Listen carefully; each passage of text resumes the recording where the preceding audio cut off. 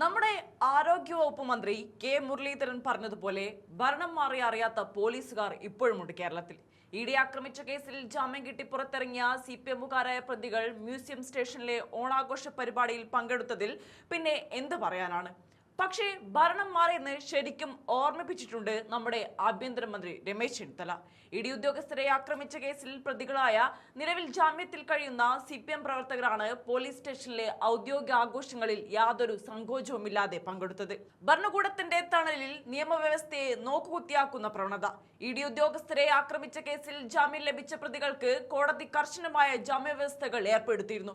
ഇതിന്റെ ഭാഗമായി എല്ലാ ആഴ്ചയും പോലീസ് സ്റ്റേഷനിൽ നേരിട്ടെത്തി ഒപ്പിടേണ്ടതുണ്ട്.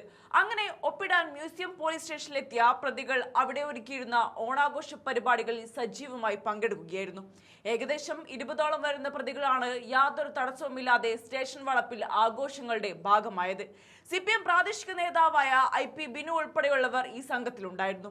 സ്റ്റേഷൻ മുന്നിൽ കെട്ടിയിരുന്ന ഊഞ്ഞാലിലാടിയും ചെണ്ടമേളത്തിനൊപ്പം ചുവടുവെച്ചും അവർ ഓണാഘോഷ പരിപാടിയിൽ അഴിഞ്ഞാടുകയായിരുന്നു. സ്റ്റേഷൻ വളപ്പിലെ പ്രകടനങ്ങളുടെ ദൃശ്യങ്ങൾ മൊബൈൽ ഫോണുകളിൽ പകർത്തി സോഷ്യൽ മീഡിയയിൽ റീൽസുകളായി പ്രചരിപ്പിക്കാനും ഇവർക്ക് യാതൊരു മടിയും ഉണ്ടായില്ല. പോലീസുകാർ നോക്കി നിൽക്കെയാണ് ഈ ദൃശ്യങ്ങളെല്ലാം ചിത്രീകരിക്കപ്പെട്ടത് എന്നത് പോലീസിന് തന്നെ വലിയ നാണക്കേടായിരുന്നു ഉണ്ടാക്കിയിരുന്നത്. ഈ സംഭവങ്ങൾ അരങ്ങേറുമ്പോൾ സ്റ്റേഷന്റെ പൂർണ്ണ ചുമതല വഹിച്ചിരുന്നത് ഇൻസ്പെക്ടർ R പ്രശാന്ത് ആയിരുന്നു. അദ്ദേഹത്തിന്റെ അറിവോടെയും മൗനാനുവാദത്തോടെയുമാണ് പ്രതികൾ ആഘോഷങ്ങളിൽ പങ്കുചേർന്നതെന്ന് സ്പെഷ്യൽ ബ്രാഞ്ച് നടത്തിയ അന്വേഷണത്തിൽ കണ്ടെത്തുകയുണ്ടായി. ഇൻസ്പെക്ടർ പ്രശാന്തിന്റെ പശ്ചാത്തലം പരിശോധിക്കുമ്പോഴാണ് ഇതിന് പിന്നിലെ യഥാർത്ഥ ചിത്രം കൂടുതൽ വ്യക്തമാകുന്നത്. പോലീസ് സേനയിലെ ഇടതുപക്ഷ സംഘടനാ നേതാവായ അദ്ദേഹം ഇഡി ആക്രമണ കേസ് അന്വേഷിക്കാൻ സംസ്ഥാന സർക്കാർ നിയോഗിച്ച പ്രത്യേക അന്വേഷണ സംഘത്തിലെ അംഗം കൂടിയായിരുന്നു. അദ്ദേഹത്തിന് തൃശൂർ ക്രൈംബ്രാഞ്ചിലേക്ക് സ്ഥലം മാറ്റം ലഭിച്ച് മ്യൂസിയം സ്റ്റേഷനിലെ ചുമതല ഒഴിയാനിരുന്ന അവസാന നാളുകളിലാണ് ഈ നാടകീയ സംഭവങ്ങൾ അരങ്ങേറിയത്. കേന്ദ്ര ഏജൻസി ആക്രമിച്ച കേസിലെ പ്രതികൾക്ക് അദ്ദേഹം നൽകിയ സ്വീകരണം ആഭ്യന്തര വകുപ്പിൽ തന്നെ വലിയ തിരിച്ചടിയാകുകയായിരുന്നു. സംഭവം വിവാദമായതോടെ ക്രമസമാധാന ചുമതലയുള്ള ADGP അടിയന്തര അന്വേഷണത്തിന് ഉത്തരവിട്ടു.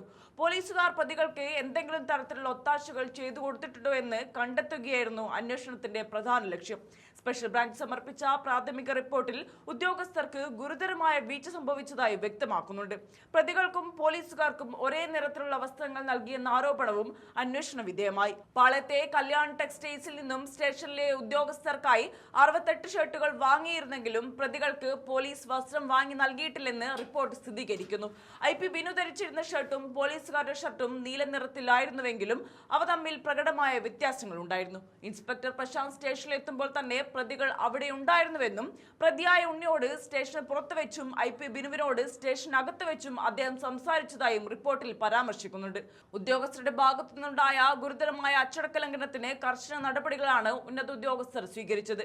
ഡ്യൂട്ടിയിലുണ്ടായിരുന്ന 6 പോലീസ് ഉദ്യോഗസ്ഥരെ അടിയന്തരമായി AR ക്യാമ്പിലേക്ക് സ്ഥലം മാറ്റി. GD ചാർജ് ഉണ്ടായിരുന്ന ഉദ്യോഗസ്ഥനും പ്രതികൾ റീൽസ് ചിത്രീകരിച്ചപ്പോൾ നോക്കി നിന്ന പോലീസുകാരും ഇതിൽ ഉൾപ്പെടുന്നുണ്ട്.